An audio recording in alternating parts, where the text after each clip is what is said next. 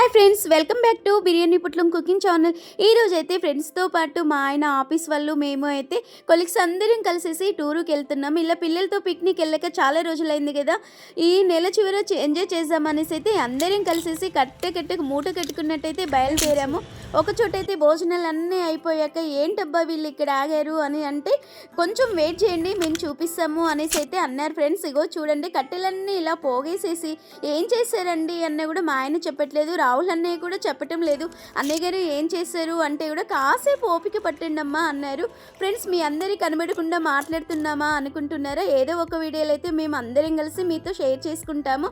ఇలా ఈ విధంగా అయితే మసాషాలు అన్నీ వేసేసి కిందికి మీదికి కలిపేద్దాం అనుకుంటున్నారు. దీంతో ఆటాడతారా అనుకున్నాను, కాదు ఫ్రెండ్స్. ఇలా అయితే మంచిగా లివర్ అయితే ఒక 3-4 కేజీస్ అయితే తెచ్చారు. కొంచెం వీడియోలో అయితే తీసుకుంటాను అని అంటే ఈ విధంగా చూపించేశారు. అన్నీ చూపించచ్చు కదా అన్నయ్య అని అంటే మా అన్నయ్య వాళ్ళు మా ఆయన అయితే అస్సలు ఒప్పుకోవటం లేదు. చూడండి, ఈ లివరు, ఈ గుండెకాయ, గ్రీజర్ అయితే ఇలా గుచ్చుతున్నారు.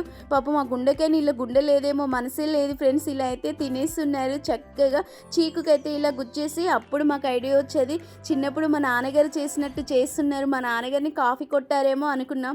పాపం మా నాన్నగారు కాల్చిచ్చేటప్పుడు అయితే వీళ్ళు చూడలే కదా, ఇలా మంట పెట్టేసి మంటల్లో అయితే లివరు, గ్రీజరు, గుండెకాయ అయితే గుండె లేని మనుషులు ఇలా కాల్చుకొని తిందామని ప్లానింగ్లో ఉన్నారు ఫ్రెండ్స్. చిన్నప్పుడు మీరు ఎప్పుడైనా ఇలాంటి తీపి గుర్తులు ఉన్నాయా ఫ్రెండ్స్? కామెంట్ బాక్స్లోకి రండి, మాట్లాడుకుందాం. అలాగే కామెంట్ కూడా చేయండి.